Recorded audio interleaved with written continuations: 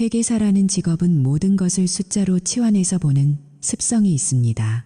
수입과 지출, 자산과 부채, 그리고 손실. 하지만 제가 제 인생에서 가장 큰 손실을 계산하게 될 줄은 꿈에도 몰랐습니다.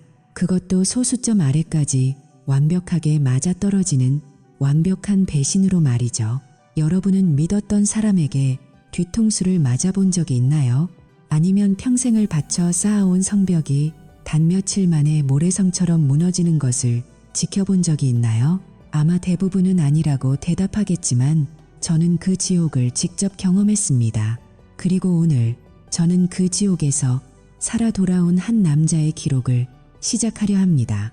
만약 여러분이 지금 옆에 있는 사람을 100% 신뢰하고 있다면 제 이야기가 끝날 때쯤 그 확신이 흔들릴지도 모릅니다. 입안 가득 느껴지는 비릿한 피냄새와 폐부를 찌르는 듯한 흙먼지의 감촉. 그것이 제가 다시 눈을 떴을 때 느낀 첫 번째 감각이었습니다. 온몸의 뼈가 마디마디 부서진 것 같았고 숨을 쉴 때마다 갈비뼈 근처에서 날카로운 통증이 번졌습니다. 하지만 이상하게도 정신만큼은 그 어느 때보다 맑았습니다. 마치 흐릿했던 안경 렌즈를 닦아낸 것처럼 제 인생의 민낯이 선명하게 보이기 시작했죠. 33살의 회계사 찰리 윌슨. 제 삶은 항상 예측 가능한 범위 내에 있었습니다. 아침 8시 출근, 저녁 6시 퇴근, 주말에는 가벼운 러닝과 규칙적인 식사, 그리고 내 삶의 유일한 변수이자 가장 큰 자산이라고 믿었던 아내 파밀슨과의 5년차 결혼 생활. 우리의 결혼 생활은 겉보기엔 완벽한 행복의 표본이었습니다. 적어도 제가 그렇게 믿고 싶어 했던 가면 속의 행복이었죠. 하지만 돌이켜보니 균열은 아주 오래전부터 시작되고 있었습니다. 팜은 언제부턴가 저를 투명인간 취급하기 시작했습니다. 대화는 짧아졌고 침묵은 차가워졌습니다. 제가 퇴근하고 돌아와도 그녀는 스마트폰에서 눈을 떼지 않았고 제가 말을 걸면 짜증 섞인 한숨으로 대답을 대신했습니다. 마치 제가 그녀의 안락한 삶을 유지해주는 공기청정기나 냉장고 같은 가전제품이라도 되는 양 말입니다. 특히 최근 몇 달 동안 그녀의 변화는 눈에 띄게 도드라졌습니다. 화장은 평소보다 훨씬 짙어졌고 치마 길이는 짧아졌으며 마트 파트타임 근무가 끝나는 시간은 매번 늦어졌습니다. 요즘 일이 좀 많아. 마트 재고 정리 때문에 그래. 그녀는 무심하게 말했지만 회계사인 제 감각은 이미 경고 신호를 보내고 있었습니다. 숫자가 맞지 않았습니다. 그녀가 마트에서 번다고 주장하는 시급과 그녀가 새로 사들인 명품, 화장품, 화려한 옷들의 가격 사이에는 거대한 괴리가 존재했으니까요. 대차대조표의 좌변과 우변이 맞지 않을 때 회계사는 본능적으로 부정을 직감합니다. 제가 벌어다 준 돈으로 그녀는 서서히 제 등 뒤에서 다른 세계를 구축하고 있었습니다. 그 사실을 깨달은 순간 제 안에 무언가가 끊어졌습니다. 5년 동안 지켜온 신뢰라는 성벽이 사실은 텅 빈 껍데기였다는 것을 확인하고 싶었습니다. 그래서 저는 결심했습니다. 제 평생 처음으로 규칙을 어기고 휴가를 낸 뒤 그녀를 미행하기로 말입니다. 그것은 제 인생 최악의 결정이자 동시에 저를 진정으로 자유롭게 만든 운명의 시작이었습니다. 그녀의 뒤를 쫓아 도착한 곳은 제가 상상조차 할 수 없던 곳이었습니다. 도심 외곽의 지저분한 뒷골목, 가죽 재킷을 입은 거구들이 득실거리는 마리오, 바마리오스, 발. 그곳은 법보다 주먹이 가깝고 질서보다는 혼돈이 지배하는 바이커들의 소굴이었습니다. 제 차 안에서 숨을 죽인 채 지켜보던 저는 경악을 금치 못했습니다. 차에서 내린 팜의 모습은 제가 알던 아내가 아니었습니다. 그녀는 거의 속옷이나 다름없는 파격적인 차림으로 허리를 흔들며 가게 안으로 걸어 들어갔습니다. 그리고 그곳에서 기다리고 있던 거구의 남자, 이른바 베헤모스라 불리는 스티브의 무릎 위에 자연스럽게 올라앉아 키스를 퍼붓기 시작했습니다. 그 장면을 목격한 순간 제 가슴 속에는 불길 같은 분노가 아니라 차가운 얼음 송곳이 박히는 기분이 들었습니다. 제가 그들을 막으려 가게 안으로 뛰어들어갔을 때 팜의 눈빛을 잊을 수 없습니다. 당황한 기색은커녕 그녀는 마치 벌레를 보듯 저를 쳐다보며 비웃었습니다. 그리고 제 멱살을 잡고 들어올리는 스티브를 향해 그녀는 차갑게 내뱉었습니다. 이 녀석이야. 내 인생을 망치고 있는 멍청한 남편. 좀 조용히 시켜줘. 그 말과 함께 무자비한 주먹이 제 얼굴로 쏟아졌습니다. 정신이 아득해지는 와중에도 저는 그녀의 웃음소리를 들었습니다. 자신이 선택한 새 남자의 힘을 과시하며 5년을 함께한 남편이 바닥을 뒹구는 모습에 쾌락을 느끼는 그 광기 어린 웃음소리를 말입니다. 그들이 저를 죽었다고 생각하고 바닥에 내팽개쳤을 때 저는 깨달았습니다. 이곳은 더 이상 내가 알던 상식적인 세상이 아니라는 것을요. 그리고 저 또한 이제는 상식적인 회계사로 남을 수 없다는 사실을 말입니다. 온몸을 휘감는 통증 속에서 저는 제 차키를 꽉 쥐었습니다. 주차장 한 구석에서 저를 기다리고 있는 아버지가 물려주신 낙지만 견고한 다찌 파워웨건, 그것이 지금 제가 가진 유일한 무기였습니다. 숫자를 다루는 사람들은 종종 감정이 없다는 오해를 받곤 합니다. 하지만 우리가 숫자를 정밀하게 맞추는 이유는 단 1달러의 오차도 결국은 거대한 파국을 불러온다는 것을 알기 때문입니다. 팜은 저를 감정이 없는 기계처럼 대했지만 기계가 고장났을 때 얼마나 위험한 쇳덩어리로 변하는지는 몰랐던 것 같습니다. 그녀와 그 바이커 놈들이 저를 짓밟았을 때 제 머릿속에서는 이미 정산 절차가 시작되었습니다. 복수는 충동적으로 하는 것이 아닙니다. 복수는 회계장부를 정리하듯 차갑고 치밀하며 한치의 오차도 없이 진행되어야 합니다. 여러분, 만약 여러분이 제 입장이었다면 어떻게 하시겠습니까? 경찰에 신고하고 눈물로 호소하며 이혼 서류를 내밀겠습니까? 아니면 그들이 보는 앞에서 스스로를 파괴하시겠습니까? 저는 둘 다 선택하지 않았습니다. 저는 그들이 가진 모든 것, 그들이 소중히 여기는 그 천박한 자유와 돈, 그리고 자부심을 하나하나 압류하기로 했습니다. 제 갈비뼈가 비명을 지르고 눈가가 피로 젖어들었지만 저는 입가에 희미한 미소를 띄웠습니다. 이 고통은 제가 지불해야 할 선급금일 뿐입니다. 곧 청구될 원금과 이자는 그들이 감당할 수 없을 만큼 거대할 테니까요. 몸을 일으키려 애쓰며 저는 어둠 속에 주차된 제 차를 응시했습니다. 제 복수는 이제 막 시동을 걸 준비를 마쳤습니다. 과연 저 거구의 바이커들과 배신한 아내가 이 회계사의 정산 방식을 견뎌낼 수 있을까요? 발밑에 흙먼지를 뱉어내며 저는 결심했습니다. 다시는 예전의 찰리로 돌아가지 않겠다고. 지금 이 순간부터 제 인생의 부채를 청산하기 위한 가장 잔인하고도 정교한 계획이 시작됩니다. 그 화려한 서막은 저 멀리서 빛나고 있는 제 차의 금속성 광택에서부터 펼쳐질 예정이었습니다. 지금 이 영상을 보고 계신 여러분 중에서도 누군가에게 배신당해 밤잠을 설치고 계신 분이 있다면 제 이야기에 주목해 주십시오.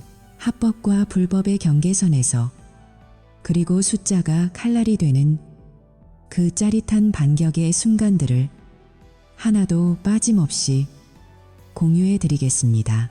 구독과 좋아요를 누르고 기다려 주십시오.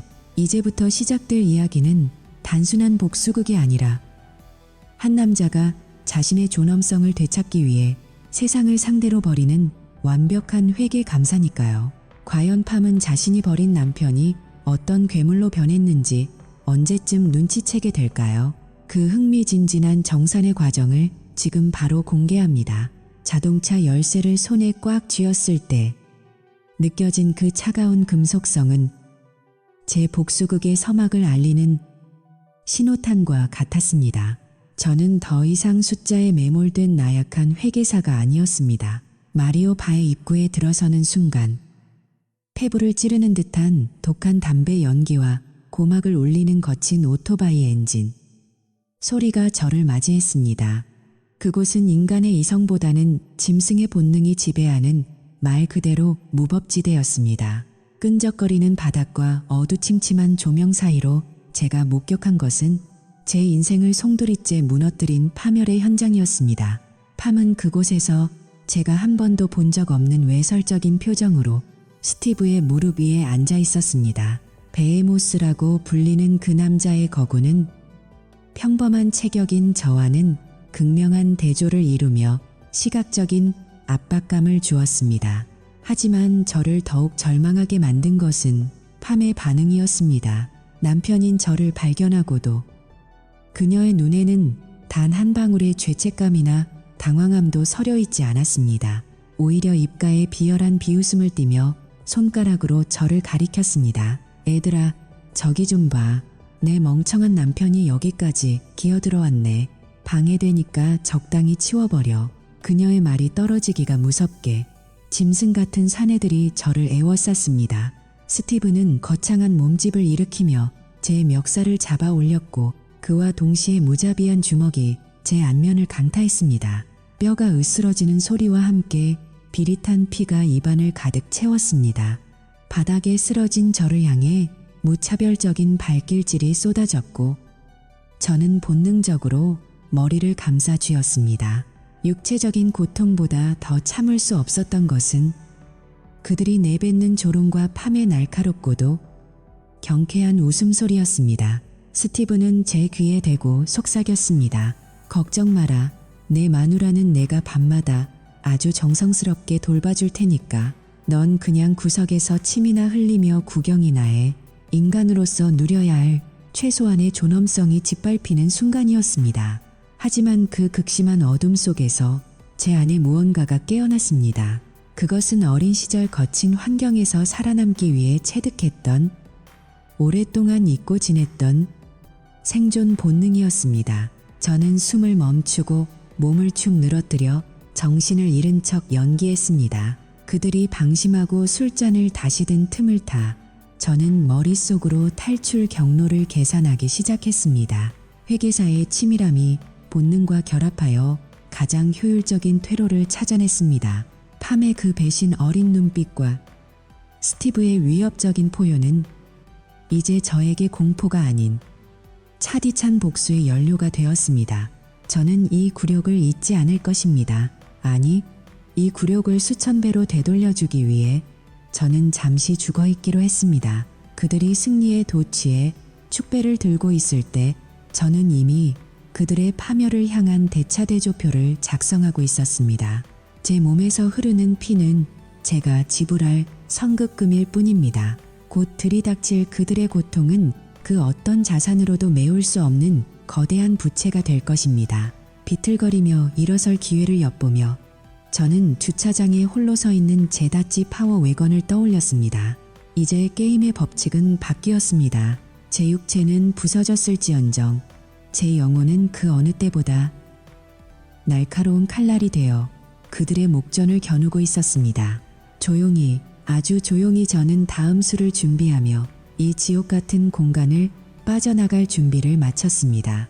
마리오바 안의 공기는 습하고 무거웠습니다. 싸구려 맥주 냄새와 땀 냄새, 그리고 가죽 재킷에서 배어나오는 기름 냄새가 섞여 코를 찔렀죠. 그곳은 제가 평소 드나들던 정갈한 사무실이나 조용한 카페와는 정반대의 우주였습니다.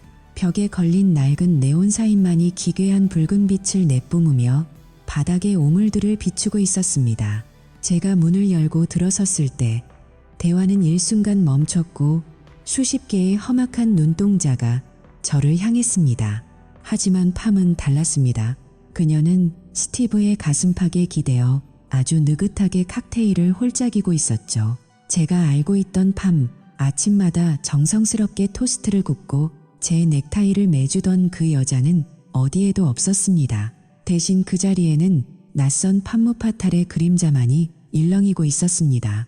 스티브, 그 그리즐리라 불리는 사내는 정말이지 거대했습니다. 앉아있음에도 불구하고 그의 어깨는 제 시야를 가득 채울 만큼 넓었습니다. 문신으로 뒤덮인 그의 팔뚝은 제 허벅지보다 굵어 보였고 거칠게 자란 수염 사이로 보이는 누런 이빨은 포식자의 그것과 같았습니다. 저는 그를 향해 소리치고 싶었습니다. 내 아내에게서 떨어지라고, 당장 이 더러운 짓을 멈추라고 말입니다. 하지만 입술은 경련하듯 떨릴 뿐 목소리가 나오지 않았습니다. 지적인 회계사로서의 방어기제가 이 압도적인 물리적 위협 앞에서 완전히 마비된 것이었죠. 팜은 그런 저의 무력함을 즐기는 듯했습니다. 그녀는 스티브의 귓가에 무언가 속삭이며 제 쪽을 힐끗 보더니 깔깔거리며 웃었습니다. 스티브, 이 사람 봐. 정말이지 한심하지 않아? 집에서는 숫자가 어쩌고 저쩌고 하면서 세상 똑똑한 척은 다 하더니 여기 오니까 오줌이라도 지릴 기세네. 그녀의 말 한마디 한마디가 심장의 대못을 박았습니다. 제가 그녀를 위해 보냈던 그 수많은 밤들, 야근을 하며 모았던 돈들이 모두 이 비웃음의 재료가 되었다는 사실이 믿기지 않았습니다. 배신감은 곧 날카로운 통증으로 변해 전신을 휘감았습니다. 공격은 예고 없이 시작되었습니다. 스티브가 손가락을 튕기자 옆에 있던 2명의 사내가 저를 붙잡아 구석으로 몰아넣었습니다. 첫 번째 펀치가 명치에 꽂혔을 때 저는 숨이 턱 막히며 무릎을 꿇었습니다. 곧이어 스티브가 다가와 제 머리채를 잡아 올렸죠. 야, 안경쟁이, 내 마누라가 널 별로 좋아하지 않는 것 같더라고. 그래서 내가 대신 좀 가르쳐 주기로 했지. 진짜 남자가 뭔지 말이야. 그의 거대한 주먹이 다시 한번 제 광대뼈를 강타했습니다. 고막이 찢어지는 듯한 이명과 함께 시야가 붉게 물들었습니다. 바닥에 처박힌 제 위로 무자비한 구둣발이 날아들었습니다. 갈비뼈가 비명을 지르고 내장이 뒤틀리는 감각 속에서도 저는 팜의 얼굴을 보려 애썼습니다. 그녀는 무대 위 공연을 관람하는 관객처럼 평온한 자세로 담배를 피우고 있었습니다. 제가 고통에 신음할수록 그녀의 눈동자는 더욱 기묘하게 빛났습니다. 더 세게 해줘. 스티브, 이 인간은 정신 좀 차려야 해. 아내의 응원을 받으며 스티브는 더욱 신이 난 듯 제 몸을 유린했습니다. 그 순간 제가 평생 쌓아온 인내심과 도덕심은 가루가 되어 흩어졌습니다. 어두운 바닥에 엎드려 제 피가 섞인 침을 뱉어낼 때 문득 제 안에서 차가운 불꽃이 튀었습니다. 저는 제가 태어난 곳을 떠올렸습니다. 빈민가, 약육강식이 유일한 법이었던 그 뒷골목에서 저는 매일같이 이런 매를 맞으며 자랐습니다. 회계사가 되면서 그 기억들을 지웠다고 생각했지만 죽음의 문턱에 이르자 잠들어 있던 늑대의 본성이 눈을 떴습니다. 저는 비명을 멈췄습니다. 대신 근육을 이완시키고 충격을 최소화하며 기회를 엿보았습니다. 스티브는 제가 완전히 정신을 잃었다고 판단했는지 제 얼굴에 침을 뱉고는 팜에게 다가갔습니다. 이제 됐지. 이 쓰레기는 여기서 좀 썩게 놔두고 우린 즐기러 가자고. 그들은 저를 쓰레기 더미 보듯 버려두고 다시 술잔을 기울였습니다. 팜의 비단결 같은 웃음소리가 바 안을 가득 메웠고 바이커들의 거친 농담이 공중을 떠다녔습니다. 그들은 몰랐을 겁니다. 제가 그 짧은 시간 동안 그들의 움직임, 바의 구조, 주차된 오토바이들의 위치를 완벽하게 파악했다는 사실을요. 저는 천천히, 아주 천천히 손가락을 움직여 주머니 속의 차키를 확인했습니다. 다찌 파워, 외건, 아버지의 유산이자 저의 마지막 자존심, 그 강철 덩어리는 저 밖에서 저를 기다리고 있었습니다. 저는 더 이상 피해자가 아니었습니다. 저는 이제 집행관이었습니다. 이 더러운 배신의 현장을 피와 연기로 정산해버릴 잔혹한 회계사 말입니다. 여러분, 복수는 뜨거울 때 하는 것이 아니라 차갑게 식었을 때 하는 것이라고들 하죠. 하지만 저는 생각이 다릅니다. 복수는 상대방이 가장 승리에 취해 있을 때 그들의 심장 가장 깊숙한 곳을 도려내는 것입니다. 지금 이 순간 제가 느끼는 고통은 나중에 제가 그들에게 돌려줄 고통의 아주 작은 선이자에 불과합니다. 팜, 당신이 내뱉은 그 모욕적인 언사들, 스티브, 네가 휘두른 그 무식한 폭력들, 이 모든 것들을 저는 제 뇌 속의 장부에 하나하나 기록했습니다. 단 1센트의 오차도 없이 원금의 복리를 더해서 돌려줄 겁니다. 저는 눈을 살며시 뜨고 그들의 뒷모습을 보았습니다. 팜은 스티브의 어깨에 손을 올리고 무언가 속삭이며 즐거워하고 있었습니다. 그 모습이 제가 본 그녀의 마지막 행복한 표정이 되기를 진심으로 바랐습니다. 이제 저는 움직일 준비가 되었습니다.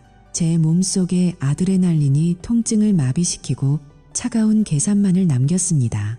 여러분, 만약 여러분이 누군가에게 비참하게 짓밟히고 있다면 기억하십시오. 죽지 않았다면 그것은 패배가 아닙니다. 그것은 단지 더 거대한 승리를 위한 발판일 뿐입니다. 이제부터 제가 이 지옥 같은 마리오바를 어떻게 박살내고 저들에게 잊을 수 없는 공포를 선사할지 지켜봐 주십시오. 이 이야기가 마음에 드신다면 좋아요를 눌러주시고, 여러분이라면 이런 상황에서 어떻게 복수할지 댓글로 남겨주세요. 여러분의 응원이 제 복수의 엔진에 기름을 부어줄 것입니다. 자, 이제 정산 시간입니다. 저는 바닥에 먼지를 털어내며 일어설 준비를 마쳤습니다. 주차장의 파워웨건이 제 명령을 기다리고 있습니다.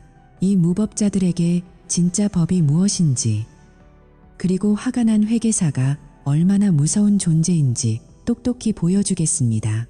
제 눈빛은 이제 슬픔이 아닌 증오보다 더 차가운 확신으로 가득 찼습니다. 지옥문이 열렸고 그 문으로 들어갈 사람은 제가 아니라 바로 그들입니다. 기대하셔도 좋습니다. 제 복수는 이제 막 시동을 걸었으니까요. 부러진 갈비뼈가 숨을 쉴 때마다 날카로운 칼날처럼 가슴을 찔러댔지만 저는 멈출 수 없었습니다. 축 늘어진 시체처럼 연기하며 바닥을 기어가는 매 순간이 영겁의 시간 같았죠. 저 멀리 어둠 속에 주차된 나의 다치 파워웨건. 그 거대한 강철 덩어리만이 이 지옥에서 나를 구원해줄 유일한 동아줄이었습니다. 감시를 맡은 바이커 놈들은 술과 마약에 취해 낄낄거리며 제 쪽은 쳐다보지도 않았습니다. 그들의 방심은 곧 저의 무기가 되었습니다. 한 뼘, 또 한 뼘, 손가락 끝이 흙바닥을 파고들며 몸을 끌어당겼습니다. 마침내 운전석 문을 열고 몸을 밀어 넣었을 때 아버지가 남겨주신 오래된 가죽 시트의 냄새가 코끝을 스쳤습니다. 살았다는 안도감과 함께 들끓는 분노가 아드레날린이 되어 전신으로 퍼져나갔습니다. 여러분, 흔히 회계사라고 하면 숫자나 만지는 나약한 서생을 떠올리시죠. 하지만 기억하십시오. 한 명의 숙련된 회계사가 3톤의 강철 병기를 손에 쥐었을 때 그것은 단순한 자동차가 아니라 집행관의 거대한 망치가 됩니다. 저는 엔진을 깨웠습니다. 파워웨건의 8기통 엔진이 밤 공기를 가르며 포효했습니다. 바이커 놈들이 당황해서 일어나는 모습이 사이드미러에 보였지만 이미 늦었습니다. 저는 가속 페달을 바닥 끝까지 밟았습니다. 제일 먼저 타겟이 된 것은 팜의 그 하얀색 승용차였습니다. 제가 뼈 빠지게 일해서 사준 그녀의 허영심을 채워주던 그 가벼운 물건은 파워웨건의 육중한 앞범퍼 아래에서 종이장처럼 구겨졌습니다. 기분 좋은 금속 파열음이 고막을 울렸습니다. 하지만 거기서 멈추지 않았습니다. 핸들을 꺾어 가지런히 주차되어 있던 할리 데이비슨 대여를 향해 돌진했습니다. 수천만 원을 호가한다는 그 번쩍이는 기계들이 도미노처럼 쓰러지며 엉망진창으로 뒤엉켰습니다. 백미러 속으로 팜이 비명을 지르며 밖으로 뛰어나오는 모습이 보였습니다. 자신의 소중한 차와 애인들의 장난감이 박살나는 장면을 지켜보는 그녀의 일그러진 얼굴이라니, 그 어떤 회계 장부의 흑자 전환보다도 달콤한 순간이었습니다. 하지만 진짜 지옥은 이제부터 시작이었습니다. 살아남은 몇몇 바이커들이 오토바이에 올라타 제 뒤를 쫓기 시작했습니다. 칠흑 같은 어둠이 깔린 왕복 2차선 도로, 백미러에는 붉은 안광처럼 번뜩이는 헤드라이트들이 따라붙었습니다. 이봐, 회계사, 오늘이 내 제삿날이다. 뒤에서 들려오는 고함과 함께 체인 소리가 차체를 때렸습니다. 일반적인 상황이라면 공포에 질렸겠지만 제 머릿속은 차갑게 식어 있었습니다. 도로의 경사도, 커브의 각도, 그리고 제 차의 중량을 이용한 물리법칙, 모든 것이 숫자로 치환되어 계산되었습니다.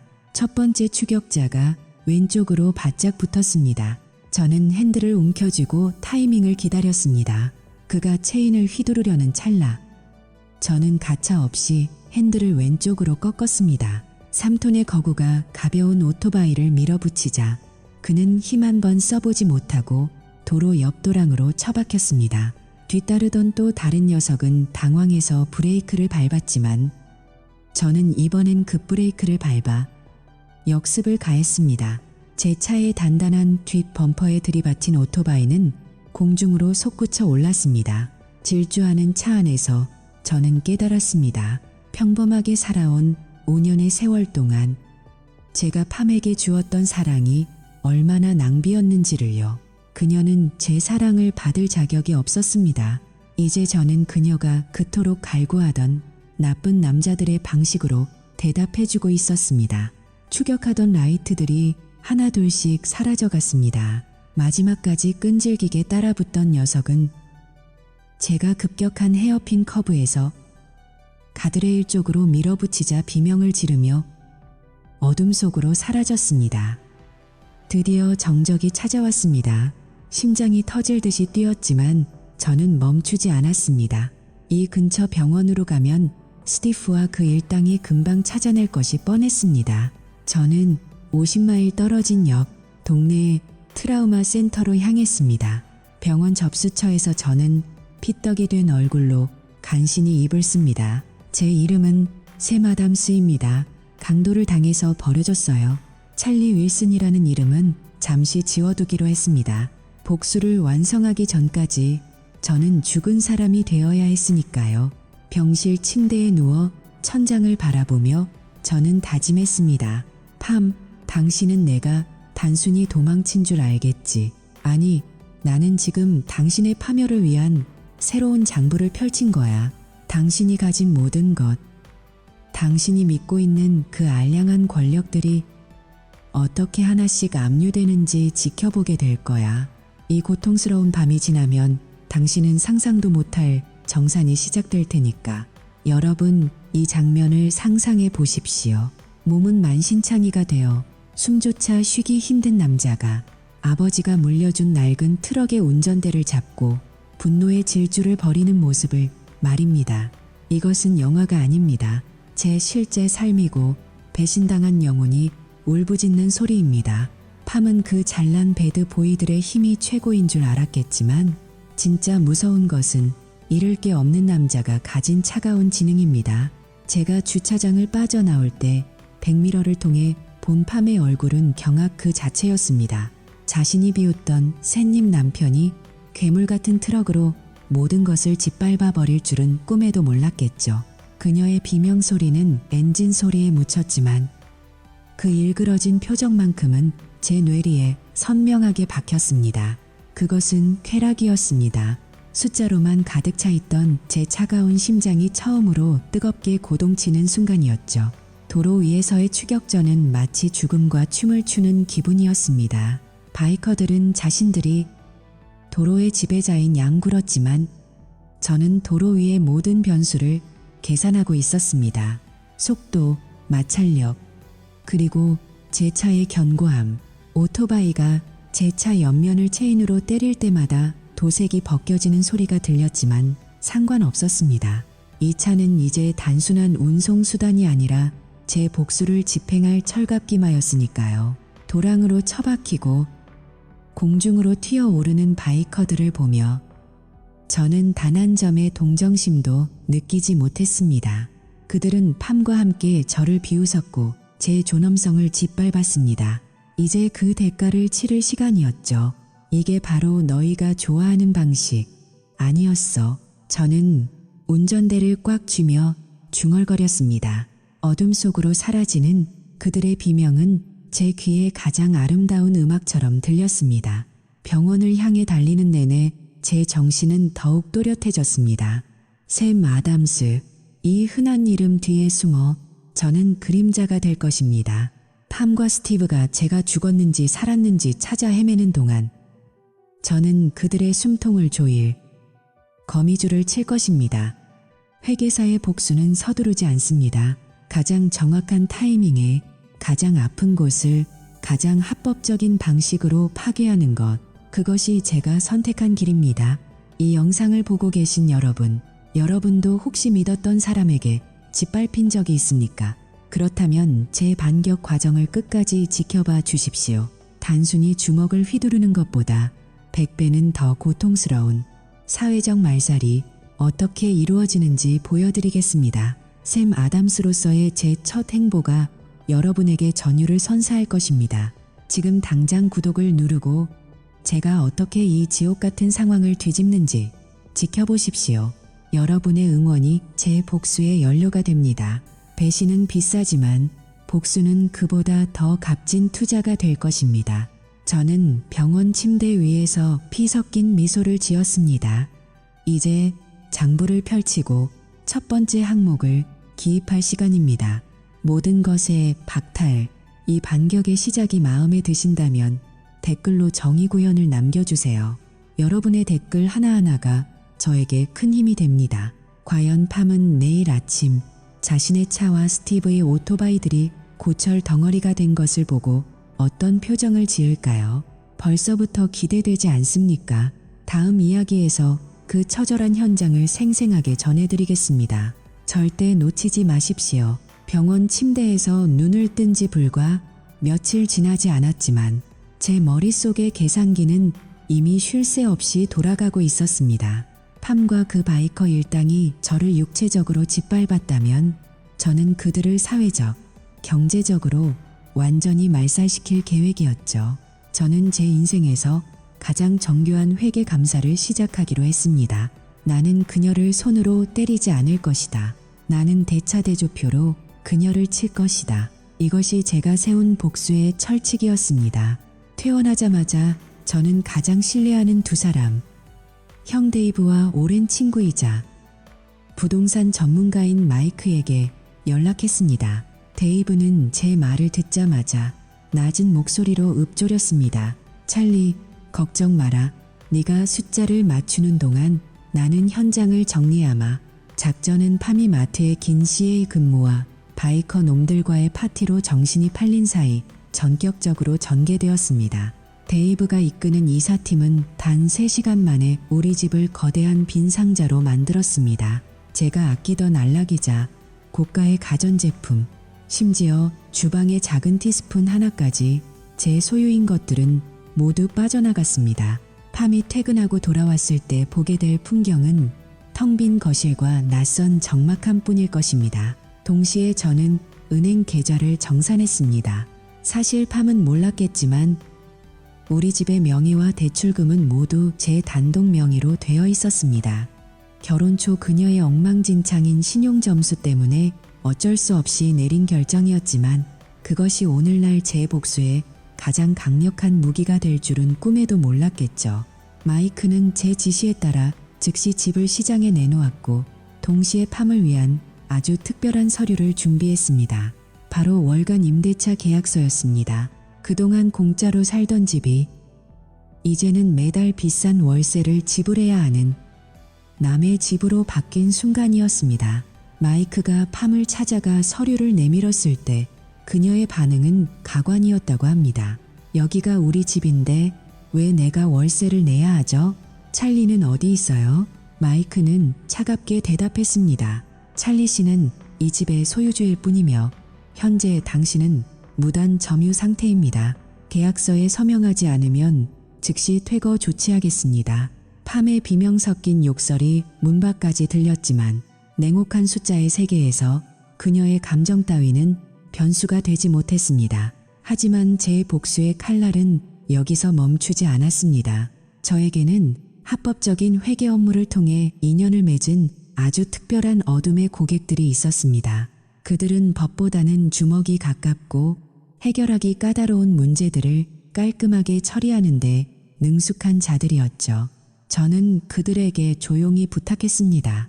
스티브의 아지트인 마리오바의 새로운 소유주가 나타나게 해주십시오. 돈의 흐름을 조작하는 데 도가 튼저의 기술로 마리오바의 소유권은 순식간에 복잡한 유령 회사들을 거쳐 제5호 세력에게 넘어갔습니다. 그 거칠던 바이커 소굴이 조만간 어린이 생일 파티 전문점으로 리모델링될 예정이라는 소식을 들었을 때 저는 병실 의자에 앉아 처음으로 진심 어린 미소를 지었습니다. 며칠 뒤 팜에게서 전화가 왔습니다. 수십 통의 부재 중 전화를 무시하다가 드디어 수락 버튼을 눌렀죠. 전화기 너머로 들려오는 그녀의 목소리는 광기에 가까운 절규였습니다. 당신 미쳤어. 가구는 다 어디 갔어? 내 통장의 돈은 왜 다 사라진 거야? 당장 집으로 와서 설명해. 저는 차갑고 건조한 목소리로 대답했습니다. 팜. 숫자는 거짓말을 하지 않아. 지난 5년 동안 내가 지불한 비용과 당신이 저지른 배신의 대가를 정산한 것뿐이야. 이제 당신 계좌엔 당신이 마트에서 번정당한 시급만 남아있겠지. 그걸로 월세와 공과금을 낼 수 있을지 걱정하는 게 우선일 텐데. 그녀는 울부짖으며 스티브가 가만히 있지 않을 거라고 협박했습니다. 하지만 저는 알고 있었습니다. 스티브는 이미 자신의 보금자리를 잃고 쫓겨날 처지였으며 그가 휘두르는 폭력은 더 이상 저에게 통하지 않는다는 사실을요. 저는 그녀의 말을 자르고 마지막 경고를 날렸습니다. 앞으로 마이크가 당신의 집주인이야. 그와 대화해. 그리고 당신이 사랑하는 그 바이커 놈한테 월세를 내달라고 해보지 그래. 그 친구는 지금 병원비 내기에도 벅찰 텐데 말이야. 저는 미련 없이 전화를 끊고 그녀의 번호를 차단했습니다. 여러분, 배신당한 후 눈물로 밤을 지새우는 것보다 훨씬 더 효과적인 방법이 있습니다. 바로 적의 기반을 송두리째 무너뜨리는 것입니다. 팜은 이제 화려한 옷도 값비싼 화장품도 살 수 없게 되었습니다. 그녀는 매일 아침 빈 냉장고를 확인하며 자신의 선택이 얼마나 비참한 결과를 초래했는지 뼈저리게 느끼게 될 것입니다. 이것이 바로 회계사의 정밀한 타격입니다. 물리적 폭력은 시간이 지나면 아물지만 경제적 고립과 사회적 추락은 영혼을 갉아먹으니까요. 동시에 마리오바 근처에는 험악한 인상의 남성들이 상주하기 시작했습니다. 그들은 아무것도 하지 않았습니다. 그저 입구에 서서 스티브의 부하들이 오갈 때마다 조용히 지켜볼 뿐이었죠. 그것만으로도 충분했습니다. 공포는 눈에 보이지 않을 때 가장 강력한 법입니다. 바이커 일당 사이에서는 이미 분열의 조짐이 보이기 시작했습니다. 자신들의 안식처가 무너지고 정체 모를 압박이 계속되자 그들의 충성심은 순식간에 증발해버렸습니다. 저는 이제 다음 단계를 준비합니다. 팜이 계약서에 서명하지 않고 버틴다면 저는 합법적인 강제 집행 절차를 밟을 것입니다. 그녀가 길거리에 주저앉아 눈물을 흘리는 모습을 상상하는 것이 제 유일한 위안이 되었습니다. 하지만 이 모든 과정은 철저히 공식적으로 진행될 것입니다. 복수는 서두를 필요가 없습니다. 숫자가 하나씩 맞춰질 때마다 느끼는 그 짜릿한 쾌감은 오직 인내하는 자만이 누릴 수 있는 특권이니까요. 지금 이 순간에도 팜은 텅 빈 집, 거실 바닥에 앉아 누군가에게 구조를 요청하고 있겠죠. 하지만 그녀의 전화를 받을 사람은 이제 아무도 없습니다. 그녀가 믿었던 스티브조차 자신의 파멸을 막기에 급급할 테니까요. 여러분, 인생은 거대한 회계 장부와 같습니다. 누군가에게 상처를 주었다면 언젠가는 그만큼의 부채를 갚아야 하는 날이 오기 마련입니다. 그리고 저는 오늘 그 부채의 연체이자까지 톡톡히 붙여서 청구서를 발송했습니다. 복수의 과정이 지루하게 느껴질 수도 있겠지만 기억하십시오. 가장 완벽한 파멸은 서서히 숨을 쉴 틈조차 주지 않고 조여오는 것입니다. 팜은 이제 자신이 파남정에 스스로 빠졌음을 깨닫게 될 것입니다. 제 복수의 톱니바퀴는 이제 멈출 수 없는 속도로 돌아가고 있습니다. 과연 그녀가 마지막까지 자존심을 지킬 수 있을지, 아니면 비참하게 무릎을 꿇고 용서를 구할지 저와 함께 지켜봐 주십시오. 하지만 제가 그녀에게 줄 수 있는 답은 이미 정해져 있습니다. 잔액 부족입니다. 팜, 이제 이야기는 더욱 절정으로 치닫습니다. 경제적으로 궁지에 몰린 스티브가 최후의 수단으로 선택할 행동이 무엇일지, 그리고 제가 그 돌발 변수에 대비해 어떤 보험을 들어두었는지 다음 편에서 공개하겠습니다. 절대 눈을 떼지 마십시오. 한치의 오차도 없는 회계사의 복수는 이제부터가 진짜 시작입니다. 여러분의 구독과 응원이 이 완벽한 결말을 완성하는 마지막 퍼즐 조각이 될 것입니다. 다음 장면에서 더 충격적인 진실을 마주할 준비를 하십시오. 정사는 아직 끝나지 않았습니다. 조금 더 구체적으로 말씀드려 볼까요?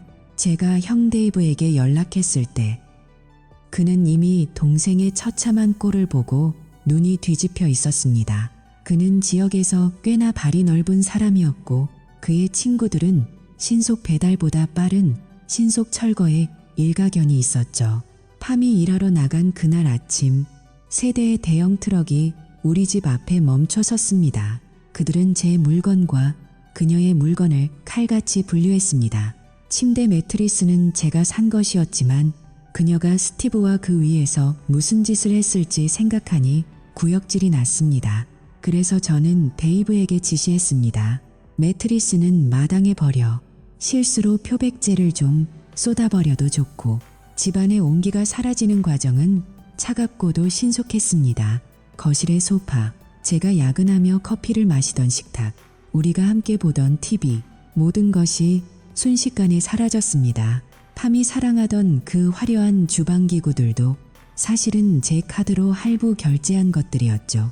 저는 그것들을 단 하나도 남기지 않았습니다. 그녀가 퇴근 후 마실 시원한 물 한 잔을 담을 컵조차 남겨두지 않았습니다. 전화기 너머 팜의 절규는 제 귀에 가장 감미로운 클래식 음악처럼 들렸습니다. 어떻게 인간이 이럴 수 있어? 나를 길바닥에 나앉게 하겠다는 거야. 그녀가 물었을 때 저는 속으로 대답했습니다. 아니, 당신은 이미 길바닥에 있었어. 내가 억지로 집 안으로 끌어들여 놓았던 것뿐이지. 그녀는 자기가 피해자인 양 코스프레를 했지만 숫자는 명확했습니다. 그녀가 우리 결혼 생활에 기여한 바는 영원, 아니 오히려 배신이라는 마이너스 요소뿐이었습니다. 회계사로서 저는 자산 가치를 평가하는 데 전문가입니다. 팜이라는 자산은 이미 부도 처리된 지 오래였습니다. 마이크는 부동산 관리에 있어서는 전설적인 인물입니다. 그는 팜의 신경을 긁는 법을 정확히 알고 있었죠. 그는 매일 아침 집 앞에 매매 중이라는 커다란 표지판을 세우고 팜이 출근할 때마다 다음 주에 집 보러 올 사람들이 있으니 집을 깨끗이 치워두라며 압박했습니다. 그뿐만이 아닙니다. 저는 그녀가 사용하던 공용 신용카드를 즉시 정지시켰습니다. 그녀가 마트에서 퇴근하며 스티브와 마실 맥주를 사려고 카드를 긁었을 때 한도 초과 혹은 승인 거절이라는 메시지를 보며 당황할 그녀의 표정을 상상해 보십시오. 그녀의 손엔 오직 그 알량한 시급 몇 푼이 든 월급 봉투만 남았습니다. 그 돈으로는 월세를 내고 나면 끼니를 걱정해야 할 수준이었죠. 동시에 저는 마리오바의 법적 허점들을 파고들었습니다. 세무조사를 암시하는 익명의 제보와 위생불량에 대한 민원들이 빗발치게 했습니다. 스티브는 주먹으로 문제를 해결하려 했지만 서류 더미와 공무원들의 방문 앞에서는 그 무식한 근육도 아무런 쓸모가 없었습니다. 제 어둠의 고객들은 그 과정에서 스티브의 부하들에게 아주 조용한 경고를 보냈습니다. 이 싸움은 너희가 감당할 수 있는 체급이 아니다. 조용히 발을 빼라. 여러분, 진짜 복수는 피를 흘리는 것이 아닙니다. 상대방이 숨쉬는 공기마저 비용으로 느껴지게 만드는 것입니다. 팜은 이제 전등 하나를 켤 때도 전기세를 걱정해야 하고 샤워할 때도 수도세를 계산해야 하는 처지가 되었습니다. 제가 평생 해왔던 숫자의 고통을 그녀도 똑같이 느껴봐야 했습니다. 스티브는 아마 지금쯤 술에 취해 난동을 부리고 있을 겁니다. 하지만 그의 아지트인 마리오바의 소유권은 이미 제 손바닥 안으로 들어오고 있었습니다. 저는 그곳을 허물고 아이들을 위한 키즈 카페를 만들 계획을 세우며 행복한 상상에 빠졌습니다. 폭력과 욕설이 난무하던 공간에 아이들의 웃음소리가 울려 퍼지는 것만큼 완벽한 정화가 또 어디 있겠습니까? 팜은 저에게 부부 사이에 어떻게 이럴 수 있냐고 묻더군요. 참 우스운 질문입니다. 그녀가 스티브의 무릎 위에 앉아 제가 맡고 있는 모습을 보며 비웃을 때 그녀는 이미 부부라는 단어를 스스로 지워버렸습니다. 저는 그저 그녀가 지운 그 자리에 채무자라는 단어를 새로 써넣었을 뿐입니다. 이제 팜에게 남은 선택지는 많지 않습니다. 비참하게 짐을 싸서 나가는 것, 아니면 제가 제시한 그 가혹한 임대 계약서에 서명하고 노예처럼 월세를 갚으며 사는 것, 어느 쪽이든 그녀의 인생은 이미 지옥입니다. 저는 그녀가 매달 제 계좌로 월세를 입금할 때마다 알림음을 들으며 승리의 축배를 들 것입니다. 그녀의 피 같은 돈이 제 통장에 꽂히는 그 소리, 그것이 바로 제가 갈구하던 복수의 멜로디입니다. 구독자 여러분, 이 이야기는 단순히 한 남자의 복수극이 아닙니다. 이것은 시스템을 이해하는 사람이 어떻게 무질서한 폭력을 압도하는지를 보여주는 지침서입니다. 만약 여러분 주변에도 여러분의 선의를 이용하고 뒤통수를 치는 사람이 있다면 감정적으로 대응하지 마십시오. 장부를 정리하십시오. 그들의 약점을 숫자로 파악하고 가장 아픈 순간에 정산서를 내미십시오. 다음 편에서는 팜이 최후의 발악으로 저를 고소하려 했던 눈물겨운 시도와 제가 이미 한수 앞을 내다보고 준비한 반격의 증거들에 대해 말씀드리겠습니다. 그리고 스티브가 결국 제 아파트 문을 부수고 들어왔을 때 제 손에 들려있던 더 저지가 어떤 판결을 내렸는지도 생생하게 전해드리겠습니다. 정의는 때로 느리게 오지만 회계사의 정의는 반드시 정확한 금액으로 돌아옵니다. 끝까지 저와 함께 이 완벽한 정산의 과정을 지켜봐 주십시오. 여러분의 댓글 하나하나가 저에게는 큰 위로가 되고 다음 복수를 준비하는 힘이 됩니다. 지금 바로 구독 버튼을 누르고 인생의 부당한 부채를 어떻게 청산하는지 그 기술을 배워가십시오. 다음 시간에 뵙겠습니다. 정산은 계속됩니다. 복수의 수레바퀴는 이제 멈출 수 없는 속도로 굴러가기 시작했습니다. 제가 설계한 정교한 경제적 함정들이 팜과 스티브의 숨통을 서서히 죄어가는 동안 저는 조용히 마지막 심판을 준비하고 있었습니다. 숫자가 모든 것을 말해주는 회계사의 세계와 달리 현실의 배신은 때로 피와 화약 냄새를 동반한다는 사실을 저는 그날 밤 뼈저리게 깨달았습니다. 스티브는 짐승 같은 본능으로 제가 숨어있는 아파트를 찾아냈습니다. 그가 문 밖에서 으르렁거리는 소리를 들었을 때 제 심장은 공포가 아닌 차가운 침착함으로 고동쳤습니다. 저는 이미 스마트폰의 녹음 버튼을 눌러두었고 제 손에는 묵직한 강철의 무게감이 느껴지는 그 자주가 들려 있었습니다. 문이 비명을 질렀습니다. 나와라, 이 쥐새끼 같은 놈아. 감히 내 사업장을 건드려. 오늘이 내 제삿날이다. 스티브의 거친 포효가 복도를 가득 메웠습니다. 저는 대답하지 않았습니다. 대신 거실 한복판에 자리를 잡고 총구를 문 쪽으로 고정했습니다. 곧이어 엄청난 충격과 함께 문 경첩이 뜯겨져 나갔고 부서진 나무 파편들이 사방으로 튀었습니다. 문을 부수고 들어온 스티브의 모습은 흡사 상처 입은 멧돼지와 같았습니다. 분노로 충혈된 눈과 거칠게 몰아쉬는 숨소리. 그는 자신이 가진 육체적 힘이 여전히 세상을 지배한다고 믿는 듯했습니다. 스티브, 그만해. 이건 자살행위야. 제가 나지막이 경고했지만 그는 비열한 웃음을 지으며 다가왔습니다. 그 장난감 같은 총으로 날 맞겠다고. 팜이 그러더군. 넌 주먹 한 번 제대로 못 휘두르는 겁쟁이라고 말이야. 그는 팜의 이름을 언급하며 저를 조롱했습니다.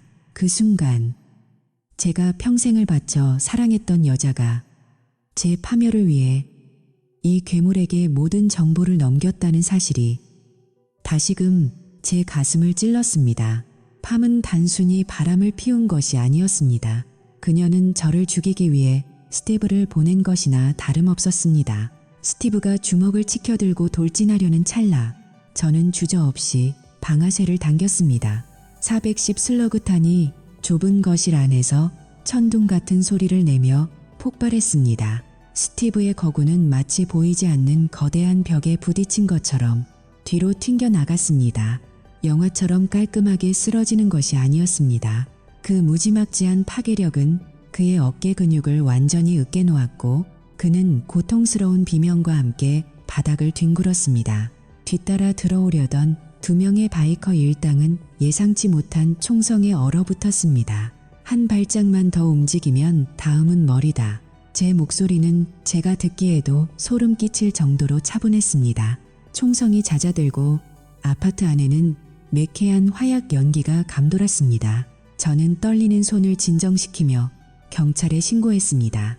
이미 모든 상황은 제 스마트폰에 녹음되어 있었습니다. 스티브가 문을 부수고 들어오는 소리, 그가 내뱉은 살해 협박, 그리고 제가 정당방위를 위해 경고한 내용까지 단 하나도 빠짐없이 말이죠. 잠시 후 사이렌 소리가 들려왔고 경찰들이 들이닥쳤습니다. 저는 총을 내려놓고 손을 머리 뒤로 올린 채 그들의 지시에 따랐습니다. 저는 법을 잘 아는 사람입니다. 정당방위의 성립 요건을 숫자를 맞추듯 치밀하게 준비해 두었으니까요. 현장에 도착한 경찰들이 상황을 정리하는 동안 어디선가 팜의 날카로운 목소리가 들려왔습니다. 그녀는 겁에 질린 표정으로 달려와 스티브를 보더니 인의 독사 같은 눈빛으로 저를 쳐다보았습니다. 저 사람이 제 남자친구를 쐈어요. 저 사람은 미친놈이에요. 계획적으로 우리를 죽이려 했다고요. 그녀는 악어의 눈물을 흘리며 저를 살인마로 몰아세웠습니다. 하지만 저는 아무 말도 하지 않았습니다. 그저 마이크와 함께 준비해둔 증거 자료들을 경찰에게 넘겼을 뿐입니다. 경찰이 제가 건넨 녹음 파일을 재생하자 팜의 얼굴은 순식간에 흑빛으로 변했습니다. 스티브가 제 아파트를 부수고 들어오며 내뱉은 그 모든 폭언과 협박이 복도에 울려 퍼졌습니다. 그뿐만이 아니었습니다. 제가 미리 설치해둔 홈 CCTV 카메라에는 팜이 스티브에게 제 집 주소와 비밀번호를 알려주며 확실하게 처리해달라고 속삭이는 장면까지 선명하게 담겨 있었습니다. 팜은 자신이 놓은 덫에 스스로 걸려든 꼴이 되었습니다. 이건 조작된 거야. 저 사람이 꾸민 짓이라고요. 그녀는 발악했지만 이미 늦었습니다. 경찰관 한 명이 팜의 손목에 차가운 수갑을 채웠습니다. 그녀는 살인 교사 및 증거인멸 교사 혐의로 긴급 체포되었습니다. 스티브는 구급차에 실려가면서도 저를 저주했지만 그의 눈에는 처음으로 깊은 공포가 서려 있었습니다. 그는 이제 깨달았을 것입니다. 주먹보다 강한 것은 시스템을 장악한 사람의 복수라는 것을 말이죠. 팜이 경찰차에 태워지기 직전 저는 그녀에게 다가가 마지막으로 눈을 맞췄습니다. 그녀의 눈에는 더 이상 저를 향한 멸시가 없었습니다. 오직 절망과 후회만이 가득했죠. 저는 그녀의 귓가에 조용히 속삭였습니다. 팜, 숫자는 거짓말을 하지 않는다고 했지. 배신이라는 항목에 대한 정산이 끝났어. 당신이 내 인생에 남긴 부채는 이제 당신이 감옥에서 몸으로 갚아야 할 거야. 그녀는 대답하지 못한 채 흐느끼며 경찰차 안으로 밀어 넣어졌습니다. 저는 멀어지는 경광등 불빛을 보며 깊은 한숨을 내쉬었습니다. 5년의 결혼 생활, 그 찬란했던 기억들이 모두 이 차가운 수갑 소리와 함께 종결되었습니다. 복수는 끝났지만 제 가슴 한구석은 여전히 시렸습니다. 하지만 그것은 슬픔이 아니라 새로운 시작을 위한 진통 같은 것이었습니다. 저는 아파트 복도를 걸어 나오며 제 손에 묻은 보이지 않는 죄책감을 털어냈습니다. 저는 살기 위해 싸웠고 제 존엄성을 지키기 위해 피 안고 이 판결을 내렸습니다. 이제 이 도시에서 제가 정산해야 할 항목은 더 이상 남아있지 않았습니다. 조금 더 자세히 그날 밤의 공기를 복기해 보겠습니다. 문이 부서지기 직전의 그 적막함. 그것은 마치 폭풍 전야의 고요와도 같았습니다. 저는 어둠 속에 앉아 제 인생의 장부를 정리하고 있었습니다. 팜과의 첫 만남, 우리가 나누었던 미래의 약속들, 그 모든 가치 있는 자산들이 어떻게 쓰레기 같은 부채로 변했는지 계산하고 있었죠. 스티브의 첫 번째 발길질의 문이 덜컹거릴 때 저는 깨달았습니다. 정의는 기다리는 자에게 오는 것이 아니라 스스로 집행하는 자의 것이라는 사실을요. 스티브의 눈은 광기로 가득 차 있었습니다. 그는 자신이 저지른 폭력이 정당하다고 믿는 전형적인 포식자였습니다. 하지만 그는 간과한 것이 있었습니다. 제가 사용하는 대차츠는 단순한 권총이 아니라는 점입니다. 그것은 산탄총의 파괴력을 권총의 크기에 담아낸, 근거리에서는 그 어떤 방어구도 무용지물로 만드는 절대적인 심판자였습니다. 탄창에 삽입된 410 슬러그탄은 쇠를 뚫고 뼈를 가루로 만드는 위력을 지니고 있었죠. 그가 달려들 때 느꼈던 반동은 제 어깨를 타고 뇌리까지 전달되었습니다. 그 소리는 마치 제 인생의 한 장이 찢겨나가는 소리와도 같았습니다. 바닥에 쓰러진 스티브가 고통에 몸부림치며 내뱉은 첫 마디는 어떻게 네가, 그는 죽을 때까지 이해하지 못할 것입니다. 숫자를 만지는 사람이 왜 가장 무서운 적이 될 수 있는지 말이죠. 우리는 오차를 허용하지 않습니다. 적당히 봐주는 법도 없죠. 계산이 끝났으면 집행할 뿐입니다. 경찰이 들이닥쳤을 때 제가 보여준 평정심은 그들을 당황하게 했습니다. 보통의 피해자라면 울먹이거나 횡설수설했겠지만 저는 그들에게 시간대별 사건 일지를 제출했습니다. 스티브의 협박 메시지, 그가 제 계좌를 추적하려 했던 시도들, 그리고 결정적으로 팜과의 공모 증거들까지. 수사관 중 한 명은 제 서류 뭉치를 보더니 혀를 내둘렀습니다. 당신 정말 대단한 사람이군요. 이렇게 완벽하게 준비된 정당 방해는 처음 봅니다. 팜의 등장은 그날 밤의 백미였습니다. 그녀는 자신의 영웅 스티브가 저를 피떡으로 만들어 놓았을 것이라 기대하며 나타났을 것입니다. 하지만 그녀가 본 것은 수갑이 채워진 채 신음하는 스티브와 멀쩡히 서서 차를 마시는 저였습니다. 그녀의 표정이 경악에서 분노로 그리고 공포로 바뀌는 과정은 그 어떤 예술 작품보다도 아름다웠습니다. 이건 함정이야. 당신이 스티브를 유인한 거잖아. 팜이 소리쳤을 때 저는 그저 녹음기를 가리켰습니다. 거기에는 그녀가 스티브에게 그 인간 죽여버려도 상관없어. 보험금만 나오면 우린 부자야라고 말하는 음성이 담겨 있었습니다. 팜은 그 소리를 듣는 순간 다리에 힘이 풀려 주저앉았습니다. 그녀가 그토록 믿었던 스티브도, 그녀의 화려한 미모도 법의 엄중한 잣대 앞에서는 아무런 힘을 쓰지 못했습니다. 사건 현장에서 수거된 팜의 가방에서는 제 아파트의 보조키와 함께 스티브에게 줄 착수금이 발견되었습니다. 제가 그녀의 계좌를 동결시키기 직전에 빼돌렸던 비상금이더군요. 결국 자신의 범죄 자금을 마련하기 위해 제 돈을 썼던 셈입니다. 이 얼마나 아이러니한 정산입니까? 경찰 조사를 마치고 새벽녘에 아파트를 나설 때 저는 텅 빈 거리를 보며 웃었습니다. 복수는 차갑게 식혀서 먹는 요리라고 하지만 저는 그 요리를 완벽하게 요리해서 배불리 먹은 기분이었습니다. 팜과 스티브는 이제 사회라는 거대한 장부에서 제명 처리될 것입니다. 그들의 신용은 바닥났고 그들의 미래 자산은 몰수되었습니다. 여러분, 인생에서 누군가 여러분의 모든 것을 빼앗으려 한다면 당황하지 마십시오. 오히려 그들에게 더 큰 미끼를 던져주십시오. 그들이 스스로의 욕심에 눈이 멀어 절벽 끝으로 달려가게 만드십시오. 그리고 마지막 순간에 살짝 발만 걸어주면 됩니다. 나머지는 중력과 법이 알아서 처리해 줄 테니까요. 이제 제 복수극의 대단원이 막을 내렸습니다. 팜은 아마 차가운 감옥 바닥에서 제가 준 월세 계약서를 떠올리며 울고 있겠죠. 스티브는 평생 지울 수 없는 흉터를 보며 제 이름을 저주할 것입니다. 하지만 괜찮습니다. 그들의 증오는 저에게 아무런 영향도 주지 못합니다. 저는 이미 그들과는 다른 차원의 삶으로 넘어왔으니까요. 마지막까지 제 이야기를 경청해 주셔서 감사합니다. 복수보다 더 뜨거운 삶의 의지가 어떻게 저를 다시 일으켜 세웠는지 그 감동적인 결말을 다음 영상에서 확인해 주십시오. 여러분의 응원 덕분에 저는 여기까지 올 수 있었습니다. 구독과 알림 설정을 잊지 마시고 찰리 윌슨의 마지막 정산 보고서를 기대해 주세요. 정의는 반드시 실현됩니다. 다만 그 방식이 조금 더 정교할 뿐입니다. 다음 장면에서 만나요. 여러분, 이 이야기가 시사하는 바를 잊지 마십시오.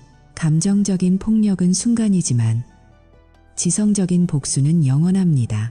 만약 여러분의 삶에 팜과 같은 배신자가 나타난다면 주먹을 쥐기 전에 펜을 잡으십시오.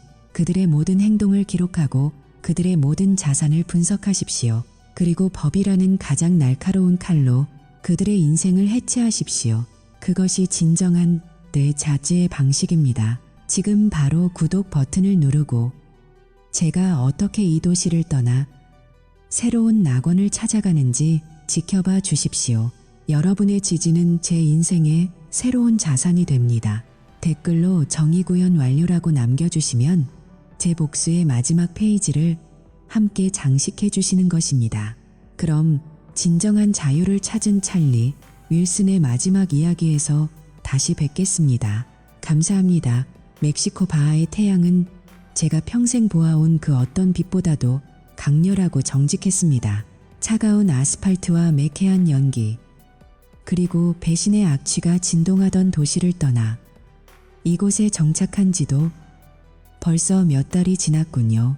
지금 제 눈앞에는 끝없이 펼쳐진 푸른 바다가 있고 발가락 사이로는 부드러운 모래의 촉감이 느껴집니다. 제 곁에는 팜이 그토록 싫어했던, 하지만 저에게는 그 누구보다 충직한 두 마리의 점원 셰퍼드가 파도 소리에 맞춰 꼬리를 흔들고 있습니다. 이 녀석들은 숫자를 계산할 줄도 모르고 화려한 옷을 탐내지도 않지만 제가 누구인지, 그리고 제가 그들에게 어떤 존재인지는 정확히 알고 있죠. 팜이 결코 가질 수 없었던 그 진심이라는 자산을 저는 이곳에서 매일 확인하며 삽니다. 이곳에서의 제 삶은 겉으로 보기엔 아주 평화로운 은퇴 생활 같지만 사실 저는 여전히 숫자를 다룹니다.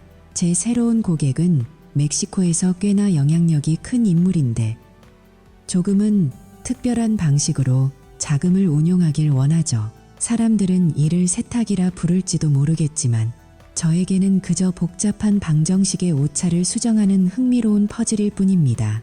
합법과 불법의 경계선에서 줄타기하는 기분은 꽤나 짜릿합니다. 무엇보다 좋은 점은 제 고객은 약속을 어기거나 배신을 일삼지 않는다는 것입니다. 이곳의 규칙은 간단하거든요. 신의를 지키면 막대한 이득을 얻고 배신하면 숫자가 아닌 목숨으로 정산해야 하니까요. 5년 동안 지켜온 결혼 생활보다 이 비즈니스 관계가 훨씬 더 투명하고 안전하다는 사실이 때로는 씁쓸한 웃음을 자아내기도 합니다. 사실 제가 이곳 바하에 자리 잡기까지는 보이지 않는 고객들의 도움이 컸습니다. 제가 평생 정직하게 세금을 계산해 주었던 그들 중 일부는 법의 테두리 밖에서 활동하지만 의리만큼은 그 어떤 고위 관료보다 깊었죠. 그들은 제가 입원해 있는 동안 조용히 움직였습니다.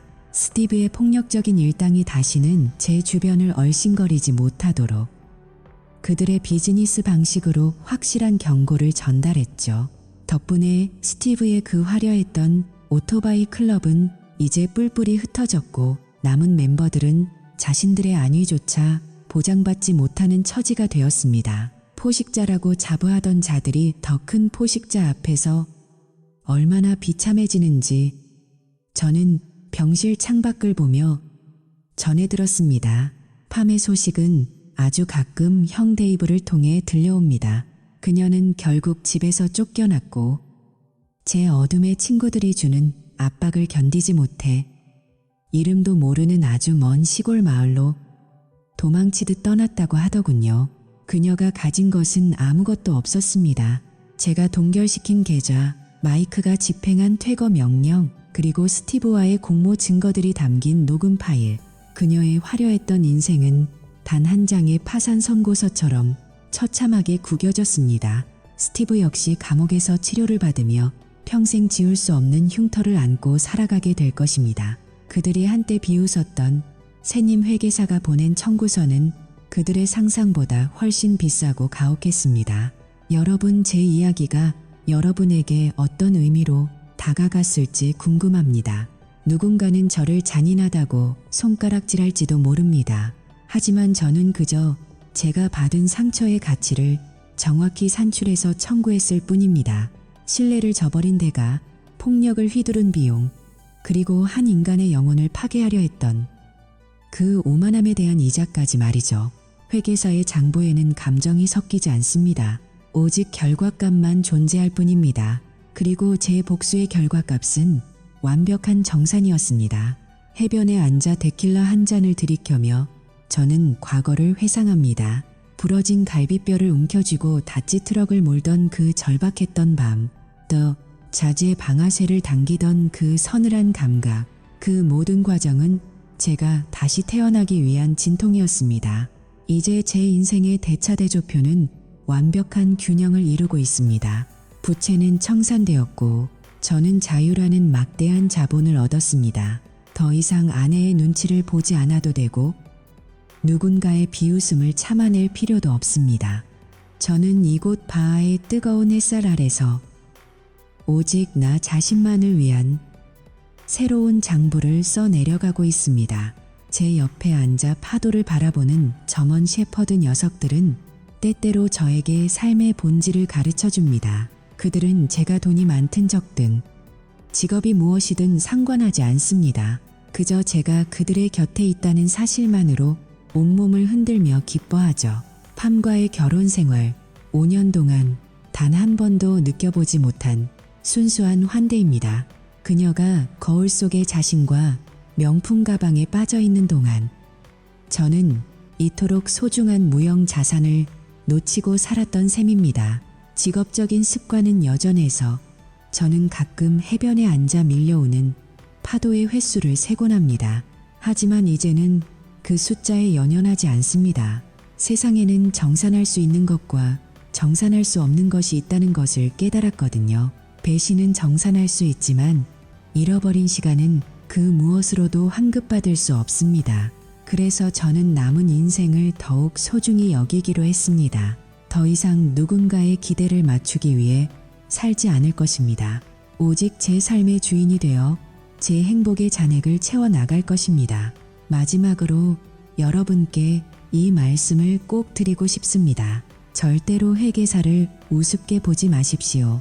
우리는 당신이 무엇을 잃었는지보다 당신이 무엇을 지불해야 하는지를 훨씬 더 정확하게 계산하니까요. 복수는 뜨거운 감정으로 하는 것이 아닙니다.